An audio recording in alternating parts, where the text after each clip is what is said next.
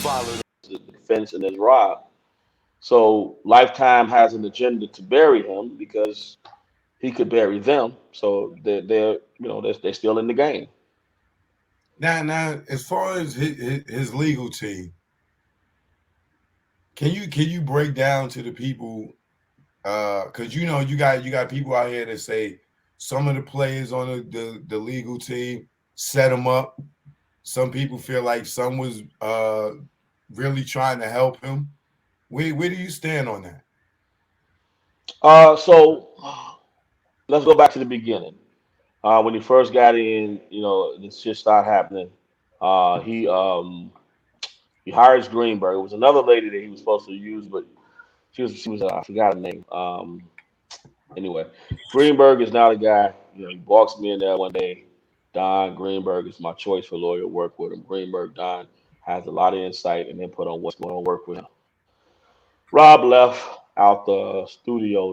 It was me, Greenberg, and the white lady that was in at the McDonald's with him that day, the blonde hair. We was three in the room, but he gets to talking about some fucking orgy and shit.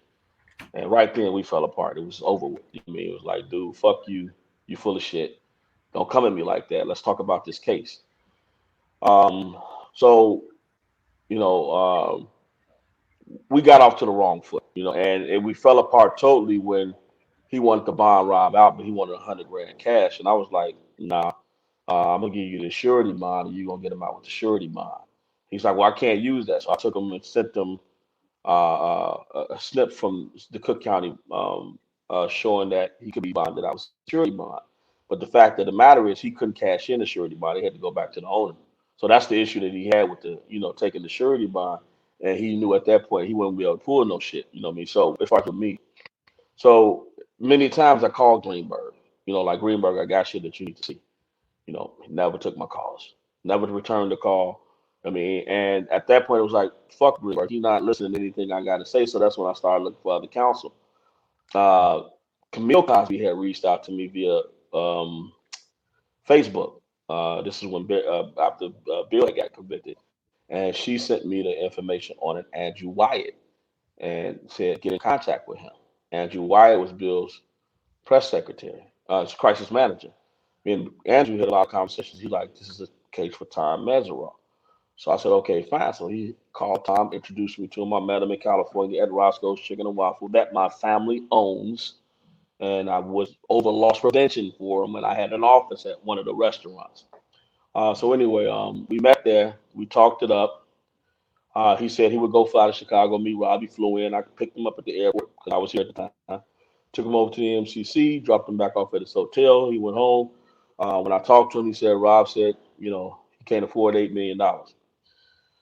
So I said, well, why did you tell him you didn't have to worry about that? Because Bill said he would chip in, you know. And he was like, I did tell him that. I'm like, oh, okay. He didn't say Bill said he would chip. He said I told him what if money wasn't an option.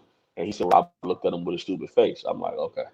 I said, all right, well, cool. So I think he may have talked to Andrew once more, and then that fell apart because everybody was diving into shit. And one of Andrew's pre conditions was you got to get rid of everybody. And that's what he said, as well as Andrew White. You got to clean the floors, the windows, and the ceilings. Everybody got to be gone, and then clean it 3 more times with bleach after that, because we're not coming in managing no bullshit.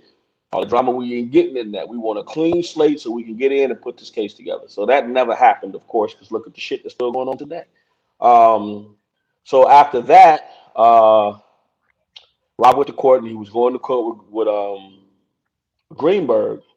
And one of the things that we had noticed was they had filed for a forfeiture of his assets. When we saw the forfeiture of his assets, it was like, oh shit, they going after his fucking masters. Because the masters are in the fucking that they had. They went through the whole warehouse, but they couldn't take the masters at that time. Although they were tapes, they couldn't take them because they didn't have permission from the court to take them. So, and he hadn't been proven guilty, so they couldn't forfeit the assets. But what they could have done was put him in another holding facility. So we was like, listen, that's the only thing we got that we have to negotiate with. So me, Keith, Santee, and my mom sat at my living room table. We worked out a plan. We got to get the masters. We got to move them. And it's best to move them to California because one, I'm there, so I can keep an eye on them. And two, any deal we cut gonna be out in L.A. So we knew we needed money to either pay Mazaron or pay another lawyer. So once I got to LA, we started working out deals with different people to negotiate buying these masters. We had went to one company, then we went to Kerry Gordy, and he started working through his connects to help us out too. We found a lawyer, Mike Friedman, from Friedman and Associates, or Friedman Partners, whatever. He had represented Kevin Spacey, and he had represented the Archdiocese, and he had represented Snoop Dogg. So when they had issues, and he wasn't the type of lawyer that would take it to trial because he used to be a federal prosecutor. He said, "You're basically paying me to end the case. If I get it, I'm gonna go in there and do a mediation or arbitration, whatever the hell he was saying, and end the shit. It's not gonna ever make it to trial. I don't take cases to trial." So his price tag was 3 million, but then he said it may take another 2 million and investigate stuff. So be ready to spend 5 million. So that's when we knew that rock hard finite number that we had to secure was $5 million. That was it. We had to secure five at minimum. I don't give a fuck. Nothing else get covered. 5 million had to get covered.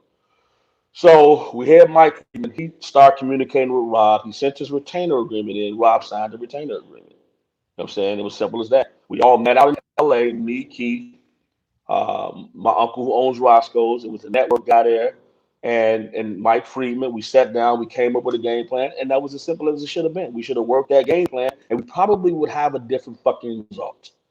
So we got Mike Friedman in, Rob signs it. Him and Greenberg are cool because they're good old boys. So Greenberg talking to Mike every day, and he talking to Nicole, and Mike is they all in on Mike, and he's kind of designing everything. But then the money never came up. So we got Mike in there who stayed in there. Huh? Let me ask you something. Is Greenberg partners with Jennifer Monge? No. Is he with her? Are they partners? No. Hell no. Okay. Yeah, no. Gene and Greenberg ain't got nothing to do with each other. That's Bill all the way up. I mean, I'm not gonna speculate. I don't know that Bill did anything to influence it, but it only makes sense. He made a nice statement saying he's going to win the appeal, and you don't say something like that unless you know, kind of know something. You know what I mean? So Right. no, they're not. They're not. The fact is that Greenberg is still representing Rob in the Illinois case. So to some extent, they probably are communicating. I don't know how deeply they're communicating, but they are. So going down the lawyers, then you have Raed Shalabi. That's the one who came in the meantime, trying to convince Rob to take the case. It was a local guy that one of Rob's associates put Rob in contact with. They didn't know shit, um, and they were just stirring shit up. They was I don't remember what Persians or something. They just had this fucked up. They was just all over the fucking place, trying to throw concerts and all this. And these are lawyers. So then the same associate brought in Doug and Nicole. Now, I'm not saying that my job is to look into any fucking attorneys, but I did start peeking in on these guys and seeing what their background was and shit. Because there is, at this point, I didn't have as much information that I ended up with. So my thought was they're going to need this intel. I gave it to Ray Chalabi. He started using it like it was shit that he was coming up with. I didn't give a fuck. Long as it got used in the case, I didn't care who came up with shit. I mean, and at that time, it was just the Chicago thing, the local Chicago case that he was dealing with. So my analysis or my comparison to that would have been when this thing escalated to a federal case, it's like you hire a lawyer for a traffic ticket. And then you get in front of the judge and the motherfucker say, well, wait a minute, he left the scene of a crime, he ran over three motherfuckers or whatever. This lawyer that I had hired to handle the traffic case shouldn't have been fucking with them other because now this thing escalated to some real serious shit. Greenberg should have stepped out at that point and said, Rob, I can't fuck with this. I'll help you on the state level, the local case, but all that big shit, I ain't equipped for that. But because he wanted the popularity and all that shit, he stayed on. And then he started working with Nicole and Doug, knowing that none of their asses got along. And we can tell that. I hate to say I told you so, but look at how it ended. They all imploded. Doug's stealing fucking money. Nicole is fucking running around and ain't got a fucking clue, leaking information. She's way ahead. She's like elementary, and now you're up in the Ivy League college. You shouldn't even be trying a case. You're alone in fucking New York, and you from Detroit. I mean, so she was out of her league, and she was the only one that lasted. Remember, she tried to get out of the case too right before it started, which would have left Rob with nothing. Kanik was only involved because of his license. They needed somebody with a license to practice in New York, so they used Kanak. He was never supposed to argue the case. So without him having any proper planning, he did a fucking good job because he called all them heifers and lies. But he got the case a month before it started, had no time to prepare, and actually he didn't even start arguing the case. Nicole did. And because she got on the stand and started fucking up, Rob said, "Sit your ass down and let Buddy handle it from here." That's exactly what happened. We saw that happen because she didn't argue no more after that first day. Kanak took the stand from that point on and argued. The first day they walked out of there together. The rest of them days, Kanak left with his guys and Nicole and them left with her boys. So we started the separation in the division, but that's the whole legal thing. You know what I mean? Jean coming in, I think is great. She's experienced in the courtroom. She's exactly the kind of lawyer he should have had in the very fucking beginning. Real simple. So the job that we took on, that we weren't tasked with, which was me, Keith, Santee, and a few people that we brought in, lawyers, was to free up Rob's intellectual property. Free up the well, now we're getting down the road. We're trying to negotiate for the fucking music and the masters, and we finding out shit he don't own none. We really don't own none of his writer share, which is all we thought he had. We knew the publishing and all the other shit was gone. We thought at least he had enough writer share. So we finding out now he owns 7% of that shit, and that shit got liens on it. Right. Out of the 50%, and that's when we started going through the portals and shit.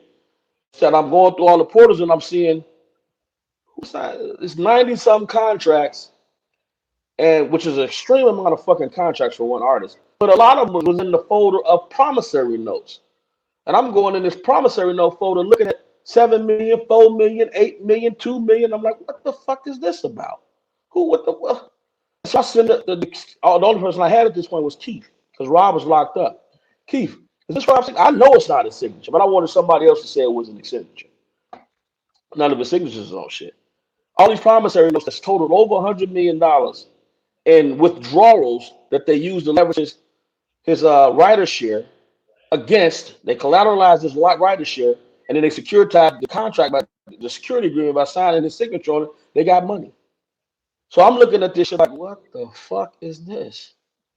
So I knew of some of the thieving, like let's wind it back some. I was doing the contracts and stuff from the shows where somebody would white out or Photoshop the contract and say, type in all in on there. Oh, no. It was all in, but then they would type in 2 weeks beforehand, he's supposed to get his money, and it's supposed to be 60,000 when actually, I finally got it around to the promoter, it was 90,000. It was supposed to be 2 hours before the show. So niggas was still in doing that kind of shit all throughout the whole situation. I mean, so you got to realize Rob don't read no contracts. He trusts somebody else to read them. As long as he checking his bag, I guess he was good enough with that shit. That's stupid as fuck to me. You know what I'm saying? But I've never been at that height, never had that kind of money. So I don't know what would make a man not keep his eye on every dime of it. But that just that seemed kind of, I don't know the reason behind that. You know what I mean? Whether somebody do some shit, whatever. There's so many rumors swirling about that shit. I have no fucking clue. But I know when I started reading them shits and I started calling promoters and I'm like, yo, promoters were suing him. And I'm like, well, shit, he was supposed to get his deposit 2 weeks before the show. He never got it. They're like, 2 weeks? Fuck no, that's 2 hours. I said, the contract I'm looking at says 2 weeks. Prove me otherwise. And they would send me the contract that they had. And it said 2 hours. I mean, so all that shit was taking place like all over the motherfucking place. So you got niggas stealing from the concerts. You got this whole situation now that then Brood opened up the fucking writer shares and the publishing and all this shit. And then I'm authenticating shit over here, trying to get it authenticated. And then, of course, the situation that they done created this toxic fucking environment from the very beginning with Rob and the label. So the label don't want to have no communication with Rob, although they're handling his business because Tracy Sampson shit. When he went over to the label, goofy ass fucked on Tracy, which was stupid. That's my nigga, but he got a sex problem. We know that. He fucked us, so now the label don't want to talk to him no more. They're not giving him information, which is what Wayne Williams used to do. Wayne used to tell the information directly to Rob. Rob, they stealing from me. And Rob wouldn't do the right thing with that information and then turned into problems. So when you look at the situation, how this shit went down, it was a toxic environment created, which is when you went through all those contracts and all the stuff, and his signature was forged. Did you find out who was behind all that? Yeah, we found out a lot of people behind it. That was what's his name? Barry Hankerson, his son Jomo Hankerson, Daryl McDavid, um, Cheryl Mack, Artie Pabone, Linda Mintz, uh, what's the other? Joan Sullivan. These are all the names that were stealing money from Robin for various ventures and shit like that. There's more of them. So Rock and say those names. Those people walking around, living, walking, breathing today. They all got money. If I'm lying, you know what I'm saying? They can put charges on me right the fuck now. But that paperwork don't lie, and that shit's in the Sony portal right the fuck now. So come at me if you want with lawsuits. I have proof to show that y'all did this shit. So I mean, and that's me putting myself out there saying these powerful Barry got bread. So the fuckers already Pabone. All the motherfuckers do. But they were stealing that man's money. And I don't give a fuck what nobody say. Wrong is wrong. Period. Now, speaking of charges, you got a charge, right, from this whole Two. incident. Two charges. Two. Um, Mm-hmm. I want you to talk about your charges, but before you talk about your charges, I just see that the dude Michael Williams got sentenced to, I believe, 8 years today, right? Damn. Right. And then let me put this on the screen, and I'm gonna show you how effed up this is, because I spoke to the girl Cass Jones, right? Mm. And she told me that you didn't have nothing to do with dude burning the car up. That was Oh all wow. because Angelo, she got in the beef with Angelo or something, and dude took it upon himself to do that. She didn't even tell him to do that, but he was just trying to defend her and shit, right? So me knowing that coming from her, and this is her cousin, I believe, allegedly, that did this, right? Look how they posting the story out here, right? Look at this shit. This Mm. is fucked up.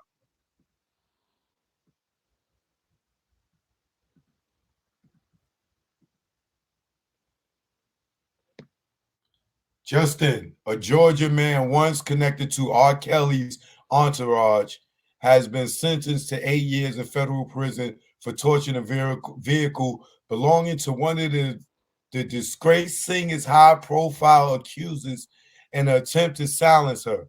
Story coming. What the Wow. fuck? That's crazy. That is. That is. Yo, they putting this on R. Kelly. He ain't got shit to do with it. He did that dude ain't Nothing even at a part all. of the entourage. Rob don't even know this guy. Don't even know him. That's fucked. You see what I'm saying? Wow. But I They mean, put that's their tactic. Because if you read my indictment, read my indictment, and I read it probably for the first time about a couple of weeks back. Fired my attorney because he never once asked me who I was, and then I do it. And he just basically told me I was going to do a year in jail. Now I've got a lot of business and a lot of things that I do regularly. A lot of things happen because of me, and I'm in a position where I'm growing things in my business. Got shareholders, got kids, got family, and you're gonna tell me I'm doing a year for what? I didn't do nothing. But then I read the damn indictment. I was like, what the fuck they talking to out of this indictment? We got all this stuff talking about, first of all, the whole thing was talking about right. My indictment is 6 pages. I think 4.5 pages of it was talking about R. Kelly and all the shit that they say he did. And this, that, and other. And then they go to talking about his enterprise, and they talk about employee number one, employee number two, employee number three. And I'm like, okay, so what the fuck does any of this have to do with me? Because all this shit happened 3 years before I even came around him. Like, what the fuck does this have to do with me? Then at the end of it, they swag me in a little letter that I sent out there to Lydia, which was the lawyer of one of the accusers. I sent the letter out there to them, and uh, that's essentially the fucking charge that I got because she sent the lawyer sent a who's now doing time. She's doing 17 months time for being a crooked ass lawyer. She sent an extortion letter to get money up out of Rob, who was my client at the time, and we were asked to deal with that. And the person she represented wanted out of it anyway. They wanted out of it. So we sent the letter back explaining this is why you should drop the case. That's the one that I pranced around with. I didn't write it, a lawyer wrote it. And Rob signed it, meaning that he was okay with what was in it. Sent it out there. That's essentially the stalking charge. So I'm reading this indictment like, what the fuck? You got 5 pages of shit that ain't got nothing to do with me in this little paragraph. So they're trying to paint this picture that I was the one that led all these employees, which you they did all this shit from 2012 to 20, well, I mean, 2010 to 20, whatever it was. I didn't come into 2018. So why am I even being mentioned in the same sentence with all that shit when I wasn't even around when all that shit happened? It don't even make no sense. But that's example of it right there. And what I was told Well, was I'm gonna that, tell you listen, why they doing that to you because you got in front of the camera and said, "Oh, I'm his advisor, I'm his consultant," and mm, and and you know how when it go with a Fed case, say if niggas was selling drugs, say R. Kelly and them niggas was selling drugs, and then at the tail end of it, you come down and they catch you on the phone or wiretap. Say, yeah, I'll fuck with them niggas. I'll roll with them niggas. Bam! That just put you right in they shit. It's that simple. so it's two parts to that. Let me explain them both because this has come up a lot. So one, I had already been thrown in the mix long before that by the Claries and the Savages, as Tasha K stated that in the interview that she did. The reason she went after me so bad because she had got all these reports from this manipulated information that the Savages and the Claries gave her, saying that I was this big gangster and all this shit. So that's the same thing they went to the Homeland Security with. It had nothing to do with me doing that interview. Now let's explain the interview. So for all those who don't understand why I did the interview, that was the day he got released. I was behind this car, and let's explain the famous Edie moment. He went to the truck with Rob. When Rob got out, I was the car right behind him, and right in front of that was the Sprinter. I was in the blue right behind him. That was on his heels the whole time we did the O.J. Simpson moment with the cameras on us and shit, and paparazzi following us. Right. So I'm on the phone with Bug the whole time, which is Rob's uncle, and when Edie went up to the car, the reason he didn't get back in my car because Rob the Buzz told me don't let that motherfucker ride with you. That's as simple as that was. So I followed him over to, I think we went to McDonald's. We went to Lake Street and shook the paparazzi. Then we went to McDonald's. He ate. Then we went over to the cigar bar. We get to the cigar bar. It's nothing but paparazzi out there. And I had a guy that I had told me to meet me over there. I said, nigga, get this camera. And I want you to stand out here with these motherfuckers all night and hear everything that they saying so we can know what the fuck they up to. So I had a guy implanted in there, listening, giving me a play-by-play on the cell phone, telling me what the fuck they was up to. So one of the things they kept talking about was it was some young women up in there. So let's fast forward inside the place. We in Biggs. We on top floor. People celebrating he got out, all this old shit. I say, okay. Um, I say, shit. There was two young women over there, and that drink was Macallan. That's what it was. They had a bottle of Macallan. I'm looking, I'm like, man, I've never seen any young black women up in Biggs. Never seen that. So I'm looking like, what the fuck they doing in here? It was weird. So he just telling me they trying to catch pictures of him, with some young girls. So in my mind, I'm like, they trying to set him up. That's what I thought. So I left, went outside, and I started laughing. I said, hey, y'all, joke's on y'all. We snuck him out the back door. He gone. And they're like, come on, God, nah, this bullshit. We know he's in there. I said, he's gone. I'm leaving. Y'all can watch me get in my car and leave. And that's when the question came out. Are you his manager? And just give us something, say something to us. And I went on to say what I had to say. And what I specifically was trying to iterate to them was one, there's a lot of shit going on. Yeah, there was tapes found. But if y'all specifically remember, if you recall, what I said was, well, back in those days, he was advised to take all of his sexual encounters because that's when Mike Tyson had just got his cases and all that other shit. And people remember that if he could only prove what was in the room, he would have been okay. So that's exactly what I said in that interview. I'm like, him recording his sex sessions was to prove what happened in the room. And the next question that they asked, they didn't edit this right. They cut that shit off, and I was like, well, shit, it was a lot of them. He has a lot of fucking sex. And essentially, more than me and you probably would. So that's why I was like, well, he probably does need to see a shrink, goddammit. But he don't need to be going to no fucking jail. A lot of people that have a lot of sex. He just has a lot more than that person. And that's as simple as that was. That was the intention right there. But I wasn't walking out there expecting to be interviewed. I gave them something so they would be satisfied enough, see me get in my car and leave. That was it. I didn't go there to have no press moment or none of that kind of shit. So that's exactly. But it was one of those things when you caught up in there, you got 1,000 fucking cameras surrounding you, and either they're gonna stand there and wait all night, or they gonna see this nigga who the only motherfucker Rob rocking with when he leave. Obviously, Rob got to be gone because he leaving, and that's what happened. When I left, they all took off. That's what happened. Nothing else got reported outside of Biggs that night when he left. Why, I left. why do you feel he have a sex problem? That's what they built them for. First of all, let's address the obvious. You know, I'm sick of all these motherfuckers saying his friend. I ain't looking out for because I'm pointing out the obvious. And I did this shit to Rob. I went to Rob and said, bro, you need to. We had found this motherfucking hypnosis lady who did hypnotism. She was the best in the country. And you know, when I didn't know before I got into this shit that he had been molested as a kid. I didn't know that shit until I read his book. That Right. shocked the shit out of me. And then coming to the realization that it was his sister, like, oh shit.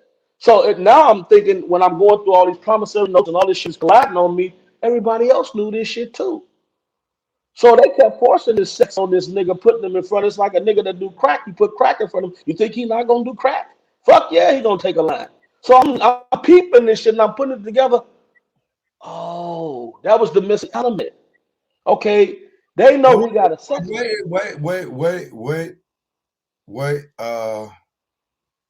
what states that you have a sex problem? Like for me, like when I have sex with a woman, I might try to have sex with her no minimum less than an hour. For me is a quickie.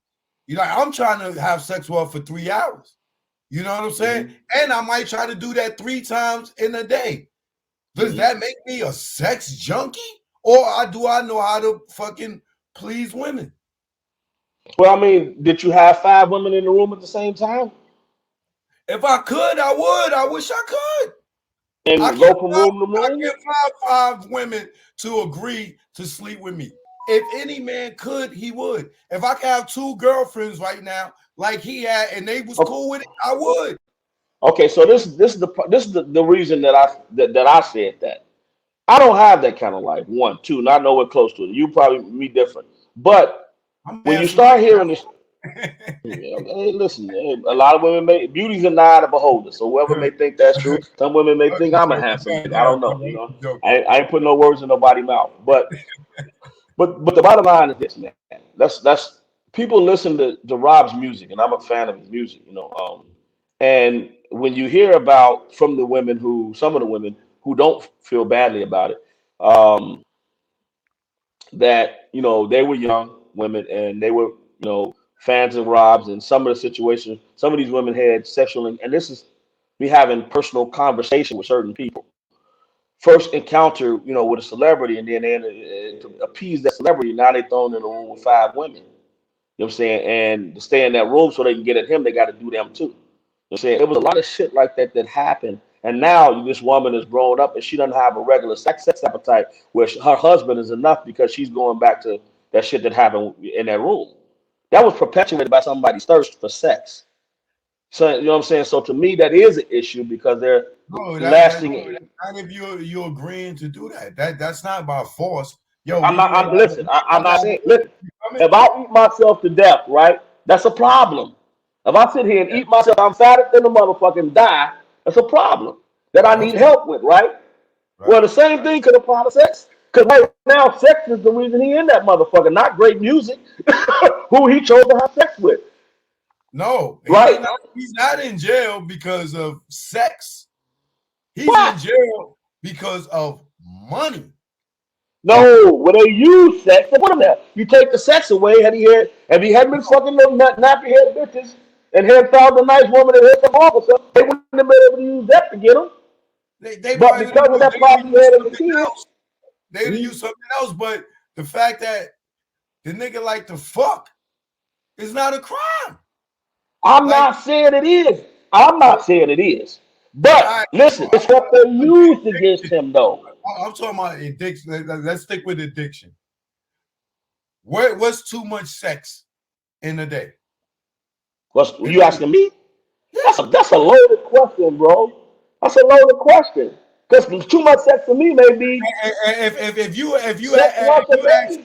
if you ask the average woman, how many times would they like to have sex with their significant other a Be week? careful with that answer. How many of Huh? them go? if you ask them how many days of the week, matter of fact, ladies in the chat, ladies, Yeah, please go there because I'm not answering that. You ain't getting me in no trouble. you ain't Fuck gotta that. answer this, man, ladies. Out of 7 days, ladies, in the week, if you in a commitment or a relationship, or you having sex with somebody that you in love with, or that you are clean and y'all say having safe sex with, how many times a week would you like to have sex? Fellas, how many times would you like to have sex a week from 7 days? Out of 7 days, how many of those days would you like to have sex? Please, and put those numbers in the chat, please. Look, brother, 7 days. Someone look, 14 to 28 times a week. See, it's a whole bunch. 4 So times. take all those numbers and come up with an average, and that's my answer. But I'm not talking about 16. Who put that? Times a week. Lamar, you said who 20 to 30? Who the fuck did 20 to 30? Look, I did. I'm saying every day. Natasha, every day. Adrian? Look, 2 to 3 times a day. Is that for adrenaline? 20? These are women. Every night. Wow. At least 6 times a week. Come on, brother. I'm telling you, that shit is bullshit. Wow. Man, I got some women that I dated, man. If they could fuck me all day and then have to go to work, they would Daddy do Lolo, it. cut it out, Daddy Lolo. I'm telling you, brother, that ain't no Listen. Listen. About Rob. Rob is in the studio all fucking night. Listen, man. I'm not gonna disagree with any. I'm not gonna disagree with you on that. But what I'm simply saying is, when it's something that can take you down, and it wasn't a sex problem. It was the same issue with Chuck Berry when they came up with the Mann Act. You feel what I'm saying? You have to know that these people will use whatever it is that that can be considered a weakness or considered an addiction against you. Michael Jackson's was kids. That ain't no fucking problem. But look what they took him down with, fucking kids. How do you turn that into some deviant shit? So anything that we do, we have to realize it cannot be on full display like that for them to use that shit against you. And not only was Rob's on full display as far as the women were concerned, but hell, everybody knew that shit. All y'all do take 4-5 funnies just to make me feel right. That's what he's saying. Come on now. So they used that, and that's what took him down. It wasn't nothing else. Yeah, but they. Now, you ever heard of the Playboy Mansion? absolutely. We're not talking about white people. We're not talking about white people. Because ain't none of them going to shit for the dumb shit we're going to. Brother, we talking about humans. Listen, that man with the one Hefner, he was idolized. We're not talking about them. Now if you want to talk about idolized, huh? R. Kelly's idolized. Say it again. You went out. R. Kelly is idolized. Like I simply said, we're not talking about white people. We're talking about black people who own intellectual property and culture that they want to rape of. All this shit, the true culprit in all this is our culture. That's the true culprit. They got shit to do with sex. He could have sex a million times a day because there's kings in Africa and there's kings in goddamn motherfucking sultans in Brunei and goddamn rulers in fucking wherever that's having sex 10 times a day. Whenever they want what they get it done. But over here in America, where we own all this rich culture that rocks the fucking world to the tune of 30 million platinum, that's a problem because he controls numbers. That culture is a problem. Right. That's where the truth comes in. I want you to answer this question for the kids that didn't grow up in the era that we grew up in. You said you heard of the Playboy Mansion. How many women was in there? If you could just guess. I have no clue. Why would I want to guess that? That's disgusting. I don't want to know about how many people were in there. I'm just trying to make a point. The Playboy Mansion, right? Okay. How many women do you think that Hugh Hefner has staying in there? I have no clue. I don't think about that kind of shit. More than 5? I don't know. I don't know. I don't buy Playboy. Don't support it. Don't go on the websites. Nothing. Don't know. Ain't Hugh Hefner dead out of it? I believe he's dead now. Yeah. So he ain't got none living in there. That's my guess. All right. Have you ever even heard of the Playboy Mansion? I lived across the street from it. I stayed at 448 East Ontario. It was directly across the street. They Have was you retired. have you ever even heard of rumors of celebrities going there to have sex? No, not no. I have not. Nothing. No, you don't think nothing ever happened at the Playboy Mansion? No, when I said, well, okay, I lived across the street. It wasn't the Playboy Mansion anymore. They had somebody, but it was where it used to be, and it had the name right there on the side of the building.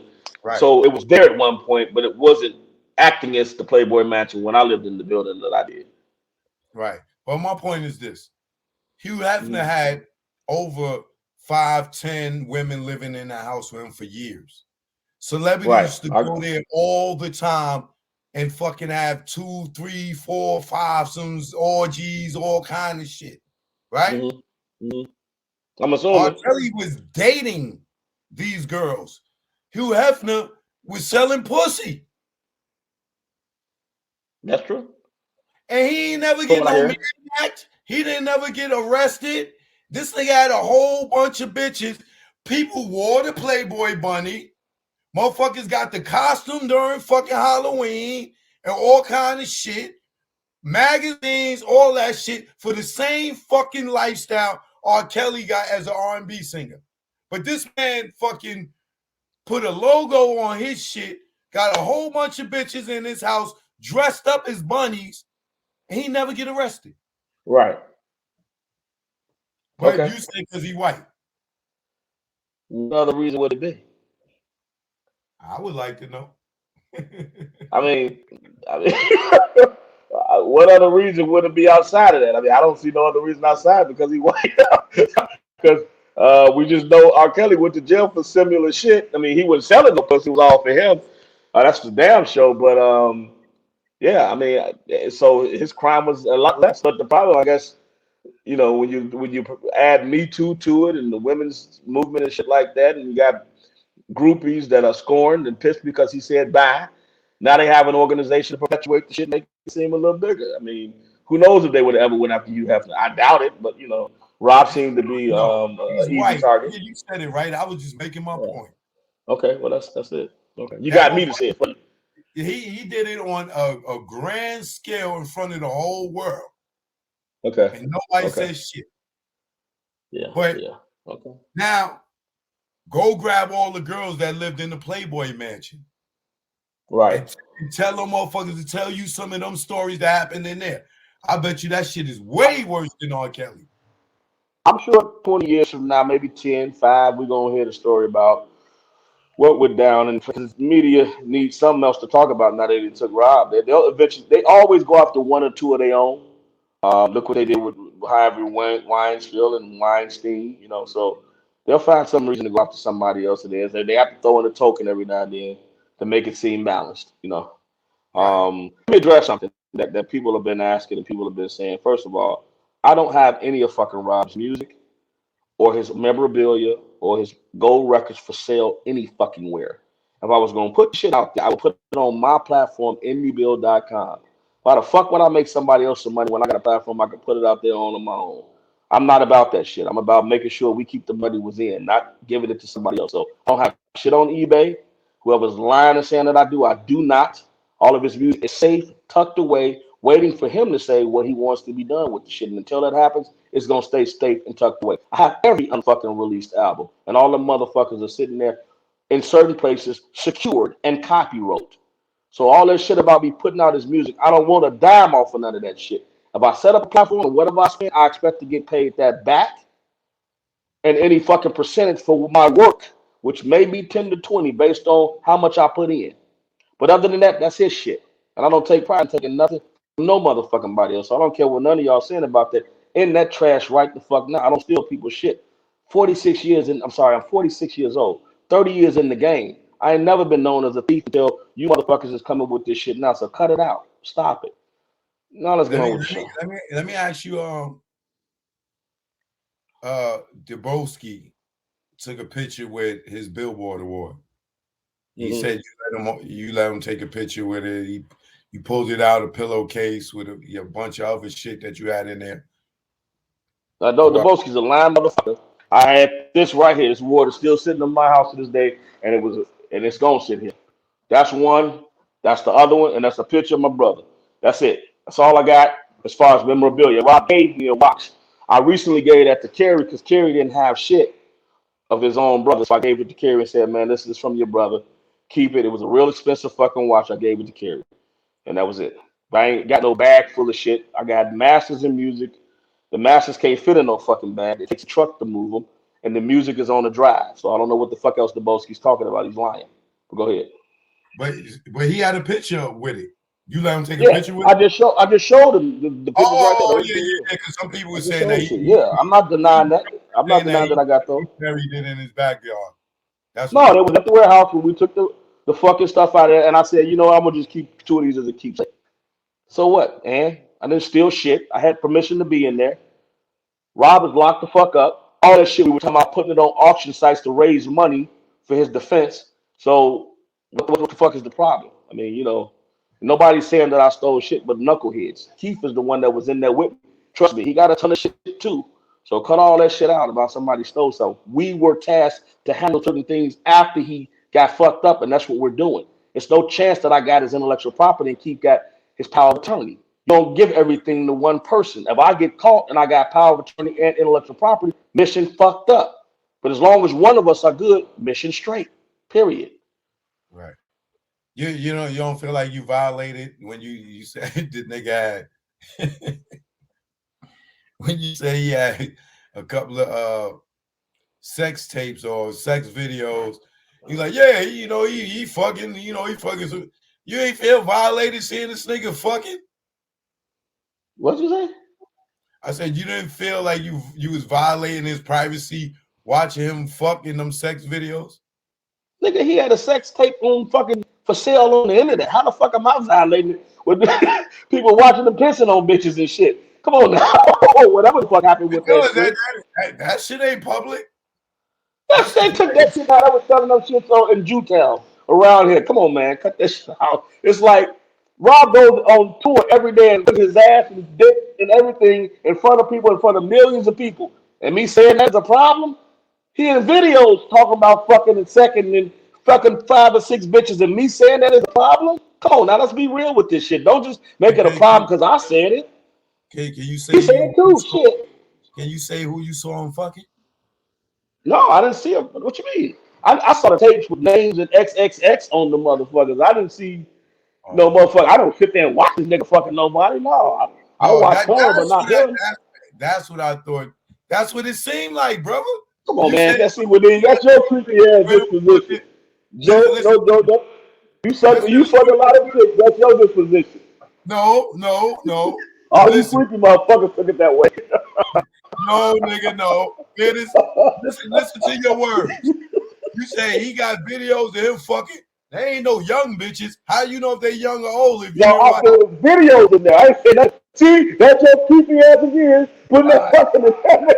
I How just say you shit know about they that old of or him young? fucking. I How said do there's you know? videos there. How you know if they old or young if you ain't watching, nigga?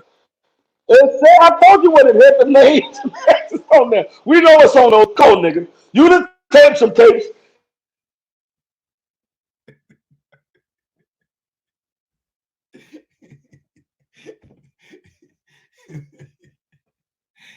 You saw R. Kelly, ding ding.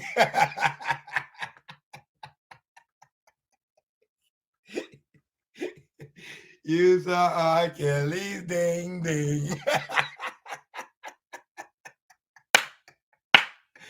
I can't hear you.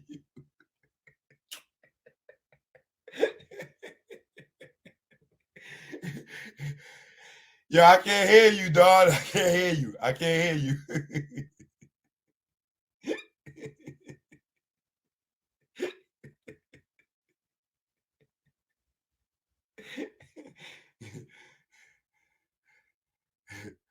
Oh God. You saw R. Kelly's ding ding.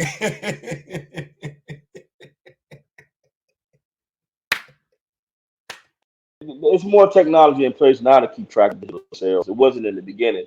Yeah, But it's different from shit knowing you shipped a fucking million copies. Then motherfucker right, telling you right, bring right. a million copies. You know what I'm Right, saying? right, right, right. So, but the big deal is you got to think about the overseas market. A lot of those people over there are really loyal fans. Piracy and stuff happens a lot here in some countries. But when you go to places like Germany and Africa, well, not Africa, some parts of Africa, not Yeah. No, they still but appreciate the music. Yeah. is that so they're gonna buy it? They're gonna Right. buy it. So a lot of releases that happen here are gonna get released over there. People are gonna go nuts about this shit. They'll make their money all over again. I mean, Yeah. Because people are I using for got a lot of movies. They're people over remaking. there that own labels. They call me up and then I hook them up with artists here, and they license they back catalogs if they own them. You Yeah, know what I'm saying? well, So exactly, exactly, exactly. they'll be So like, "Yo, Choke, Master P, we want to get this one album," or Baby, yo, we want to get this album, and then I'll plug them, and they'll sell them or license the album to them overseas, and then they make bread. You know what I'm saying? I get a little commission. yeah, yeah, it's so many possibilities with that music stuff that you know um the road to riches is endless. So that's Right. why it's advantageous for a label to end up with a person's masters and intellectual property and their publishing. I mean, and so that's the real side to it. A lot of people don't get it, um, but that's our culture. I mean, Rob was born with a gift from God, and like I said it in the last interview, and I'll say it again. He gave him a gift, and it's one thing to understand that he needed that gift to get in the game, and he used it and he got in the game, right? Mhm. But at a certain point, like when Rob did that album "Trade in My Life," I think he was talking directly to God based on some shit that he already went through, and he made a promise to God, and he broke it because he allowed them people to use him again to sell the kind of music that pushed their agenda. So you can't do that. You can't betray, and I don't know that that's what it is, but it makes sense to me based on shit that I've been through. And many times, you've been down for dumb shit or been involved with it, and you say you ain't gonna do it again, you do it again, you get caught. But it's only when you say, I'm done with that shit that life changed for you and you don't get caught and you can move on to the next level. So for me, it was something along those lines because it's too much spiritual. You can feel God in all of this. I'm saying, he picked the perfect person, somebody who had been battered before, somebody who had been in the trenches before. He was born poor, fought with his brothers, lived in his car, all the worst kind of shit. Rob went through that shit, in his childhood. I mean, trapped in the closet with nothing but him. I mean, like literally being raped by your fucking sister. Come on, who the fuck on this line can talk from that vantage point? Not very many of us. Right. So that created a person that could take a lot of shit. He built Ford tough than a motherfucker, right? So thinking about that, it took him to be able to whatever God is doing, it takes somebody as strong in that as he is to be able to endure it to see it through on the other side. So that does mean I do believe God is working right now. I don't know exactly what he's doing. None of us do, but I can feel it. It's like, why would you put me in this shit?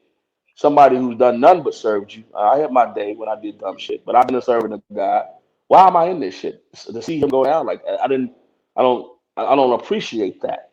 So so that's essentially why I know God is doing something right now. So that's literally it.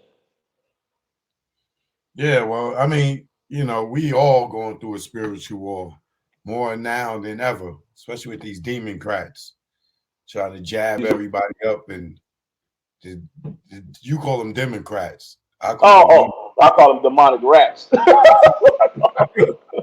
Exactly. Motherfucking Yeah. Democrats, they making it real crazy out here for us right now and stuff. But Yeah, yeah, it is. It's some challenging shit going on in this world right now, brother. Man, the only uh, thing I wish we had was a good old R. Kelly song to put us. I believe I can fly right now to unite us all would really work, wouldn't it? Which shit, man, and he one motherfucker that could write that song, ain't he? oh, he got it written. He got a whole Yeah. bunch of shit for niggas' asses when he come out. Oh You yeah, better the nigga said he pay, been having pay make you write the best music. he said he been having miscarriages in there every day. He didn't tell that to me. He told that to Keith. He said, "Man, I feel like I'm having 100 miscarriages a day. All the songs that he coming up with that he can't get out." Right. That's funny as hell. I'm telling you, he gonna have a tight ass album when he hit that studio. You better believe that shit. Yeah. But he gonna get out. That's just how Yeah. God works. He'll I punish you believe. for your sins of the past, and he'll bless you for when motherfuckers wrongfully convict you. Yeah, I believe that. I had a couple minor weed cases myself, and they were minor in comparison to some of the shit that people go to to jail for. But and I remember the first time went down, I got caught and shit, and it was like whew, I went in there. Oh man, God, I swear I ain't gonna do this shit no more. You let me out, this motherfucker. It's not gonna happen. I promise. I promise. I promise. Baby mama, I found Jesus. I found Jesus. All that shit up in there. And I got out, and what happened? I felt like, well, you know what? The last time I did some stupid shit, because I did this, driving a nice car. This time, you try to up your game, figure you won't get caught. What happened? My goofy ass got caught again, right? So the next time I'm like, I got all these motherfucking gifts and talents, and I'm blowing my life with this shit. But and I didn't, it was like it was stupid. Like what the fuck, like why am I here? And I really had to talk with God and say, listen, I promise you, I don't give a fuck what it is. That shit's over with. Now the other side of that story was somebody had put in the comments, Dom seems like a gangster or some shit like that, and that's where that came from. Because before that, I was a fucking nerd. You know what I mean? I was a nerd. I knew business, but I was still a nerd. And that's okay to be a nerd. There's nothing wrong with that. I There's mean, it's a nothing lot of wrong with nerds that do being a good. nerd. A nerd is No, equivalent. if you're in technology, a nerd is the best thing to be. But I'm not in technology. I'm in entertainment, and gangsters preside in entertainment. I was not one until I did that little stint in the streets that brought about that gangster shit. So now I can sit down at the table with other gangsters, which are Iveen and all the other motherfuckers, the real gangsters, and be myself and talk that shit and believe it because I've been there before. I mean, but if I hadn't had that little stint, I'd still be putting on suits and ties and shit, going to meetings thinking I got to talk like the Joneses and shit. I don't do that no more. So one thing I am proud to be all day, every day is myself, goddamn it, and I don't change that for nobody. But that little stint in the streets did that for me. So that means, and I was damn sure know that when I got out, I never did that shit again. I didn't give a fuck if I had 1,000 pounds waiting for me to go for not ratting or whatever. I never did it again. Yeah. So the point that I'm getting at is one, and it was the funniest thing was it was a technicality that got me out. I was in there. I was done. I wrote a business plan for the company at Indie Build that I got now. I wrote the business plan while I was sat down long enough to write a business plan. And then when I got out, I went to school, learned technology, but I went to court. Never forget going to court. And the shit hadn't made it, nor the money or whatever. And it was the judge was pissed off, like, fuck this shit, I'm throwing it out. I've been sitting there 6 months fighting the case. I mean, so Right. when I got out, I got this idea. I have a plan now. I went to school. I went to school 3 months trying to learn technology because I'm gonna build a platform and I don't know how to build the shit, which was indie build. And Right. my teacher invested 60,000. He read the business plan because it was one of the assignments that we had to graduate was to turn in a fucking business plan on what you would do. So I told my group, listen, I got one I wrote already. I turned in here, invested 60 grand. That led to 2.7 million me raising from family and friends and people in the industry. So, but I had a plan. You know what I'm saying? That was the biggest thing that I'm getting at with this. So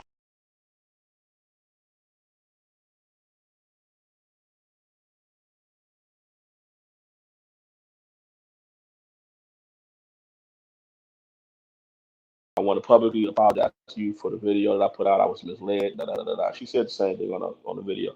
But what she didn't say to y'all, she said to me, she said, Don, a lie left unchallenged will It's the turn the truth. truth. Yeah. Yeah. So that's why, people are like, why is this nigga out? He this or that. Why is he doing? That's why. Because nobody's dealing with the negative consequences. I wake up to the emails. I wake up to the inboxes of all this hate mail and shit that people are sending me, and it's like, I'm not gonna be quiet. I'm not gonna sit down there and remain quiet while motherfuckers like the Dana Jays and the Sharon Winbushes are flat out fucking lying. I'm saying, what I mean, lying, just straight lying. I mean, for no fucking reason at all, outside of the fact that they're protecting people that stole from him. Sharon works for Barry Hankinson. Did she? I said that very vivid, loudly. Did she ever refute that on your show?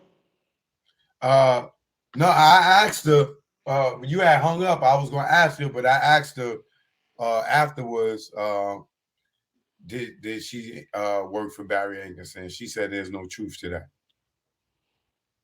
What really? There's no truth. No, it sounds like right. Just no, hell no. Okay, it Right. is truth to that. She works for Barry. Period. Been working for him the whole time. What nutritionist do you know?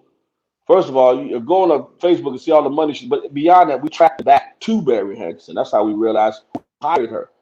When we talked to who was the manager, Demetrius, and some Demetrius is the one that told us how she came on board. So yeah, nah. What nutritionist do you But know? she came on board through you. How? I just came on board. Because Sharon she works. said when she said she saw, well, I'm not talking about in the past, I'm talking about the current situation. She saw you on TV and you said that you represented Raw. So she reached out to you because you was the person that was supposed to be the point person. So that's why she reached out to you, and that's how she got involved. I don't know what reason she truly did. She can say whatever she wanted as the excuse, but Sharon could have called Keith. Sharon could have called anybody but me. They had all been around way longer than me. So why would she call me when she could have called a number of other people? Why did she make me her point person? Because she knew I didn't have the knowledge to know what happened back when she was a part of the clique. She knew I didn't know that the reason Hayes got kicked out was because she was snooping around Rob's house and they caught her Mm. looking for information and shit. That's why she went to me because I would have never known that. But think about one thing. She talked all that shit about Rashana Landfair and Sparkle, the pictures that she found of Sparkle and all that shit. Remember? Yeah, yeah. And the house and all that shit. And how the Sparkles, the parents would drop the Landfair girl off over there. She talked all that shit, right? Why wasn't she a part of the first trial? When Rob was in the world, why wasn't she out there? Why all of a sudden when he behind bars, she come looking for me? Because Rob can't silence her ass. And matter of fact, I just found this out today. It's not Keith that she's talking to. So on some things, I'm mad enough to say I owe Keith an apology on. I found out how it got out today. I found out which one of the motherfuckers she's actually getting it from. And you'd be surprised who it is. Someone who wears a suit. So anyway, One of the that's lawyers. that. Oh yeah. Well, I don't know. Yeah, we found out today. Yep, the bridge is closing. Goddamn it, information is flowing. So at the end of the day, I'm gonna sit down with that brother Keith and we're gonna iron out this shit because it's not about me and his beef with each other. I said shit based on what I know to be true, but to my side, there's another side of truth that needs to be heard, and I'm man enough to sit down and listen to it from people, key people. Some people can't tell me shit. I will Right. never listen to a Dan J, a fucking that bitch Sharon because they wasn't here. I know Keith was here because I saw him every fucking day when we were going to the studio and going to play ball and going to this concert. I saw Keith. So I'll sit down and talk to Keith amicably. I have no problem working this shit out because at the end of the day, if Rob needs the help of both of us, I'm not going to be standing with the other motherfucker who got equal control. He got control over his signature and his money. I got control of his intellectual property. If we got to work together to figure this thing out, to make it shit work for our brother, then that's just what we got to do. Yeah. Michael Jordan and Dennis Rodman hated each other in life, but they won fucking championships. You know what I'm saying? So that's what we got to figure that out. Period. It's as simple as that. I could dig that. Sharon want to come in and talk. No, I ain't You talking want to nobody else, man. I'm done tonight. okay? Hell no. She long winded than a motherfucker, man. She had you on the phone for 3 or 4 hours. Tell her that's why I stopped talking to her ass because the motherfucker would get me on the phone. I've been lost the whole fucking day. You know what I'm saying? It's like this motherfucker was wasting everybody's fucking time. I'm like, something ain't right with that. Who got that kind of time? She'll get off the phone with me, call my mama for 4 hours, go call Kevin for 4 hours. I'm like, the bitch work? She talking to every fucking body all day. Like, fuck. So, no, I don't want to talk to her. She got enough of my time yesterday, ain't never getting no more. She has nothing valuable to offer to me. There's nothing that I want to say to her. She done already done enough shit. I should have shared that space with her ass yesterday. But I had to bum rush that party because they weren't going to be out there dogging me without me getting my motherfucking shit on too, goddammit. So that's Right. that. All right, I ain't mad at that. I ain't mad at that at all. So Sharon, he don't want to talk to you. Um, Tell her to catch me in the next line. All right. Well, look, brother, I appreciate you. And yeah, if you want to promote anything or say anything, then now's your time, brother. All I'm gonna say is we gotta come together for Rob. I'm not saying that. Listen, if he's done fucked up shit, he's dealing with that. Right in there with God right now, the only motherfucker that he can talk to when he sleep at night. You know what I mean? So let's keep praying for him. You know, listen, put the prayers up in the air for him that he getting his mind right and his connection with the source down. And I know God will let him out of there. I don't want to promote my product, but I gotta say indiebill.com. A lot of artists are not gonna have to go through the shit he did. They dive on the platform and use it. We give them the tools that they need to push their shit out there. So I don't. It's a free platform. I'm not charging shit. So get on the platform and use it, man. Like for real. And that was part of the reason me and Rob were fucking with each other, because like, listen, bro, you got to get away from the machine. You got to start. You got to do your chance to rapper shit. Which is what Prince tried to Yeah, do. independent. Yeah, Right, be independent. So yeah. the whole indie bill thing. I had already created that platform. I was doing his own version of it. So he would have a platform to put his music. Because Rob got movies. He's wrote. Well, it sounds weird, but he wrote books. You don't read them, but he write the motherfuckers. He's got play. He got a whole treasure chest of fucking intellectual property jewels, man. We was ready to start pushing outside of the music thing, and that's what's so bad that the world has yet to get a chance to experience that shit. You know what I mean? He got movies that he wrote. We would sit down and he would do screenings with the movies. One with Chicago Blue, Thrown from a Window. He had so much shit that he would just let us hear the sound. He was just a fucking walking content fulfillment center, man, like for real. So, so that was only suitable to create his own platform. And then, we started working on a center, the content fulfillment center that would train the next generation. So that's in the makes right now. We're still doing that. So, check out IndieBuild if y'all get a chance.com, use it.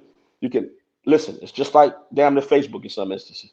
So all that shit that's going on with Facebook, leaking information, changing name, deals with the devil, it's privately held. Come on over there, use it. You can do the same shit. Hook up with your family, friends, chill out, promote each other, whatever. The artists can make money and keep their money on there. We don't touch the money. So that's essentially it. But other than that, man, that's it. That's all I got to say. And this is All the right, first bro. time I've ever promoted my shit. So there y'all It's go. all good. You're supposed to promote. You know what I'm saying? I Yeah, don't do interviews if I ain't got shit to promote. You know I what I heard mean? that. You Yeah, know, I heard make that. it make sense. Make it make dollars. You know what I mean? All right, boy. All Yeah. right, man. Stay up, man. I'm around if you need to reach me. Okay. Peace. Cool. Later.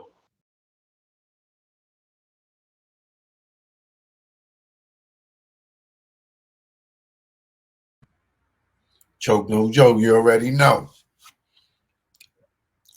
So that was that whole situation with Don Russell continued it from yesterday. And ultimate thing that we got out of that was when Kels come home, he gonna return his stuff.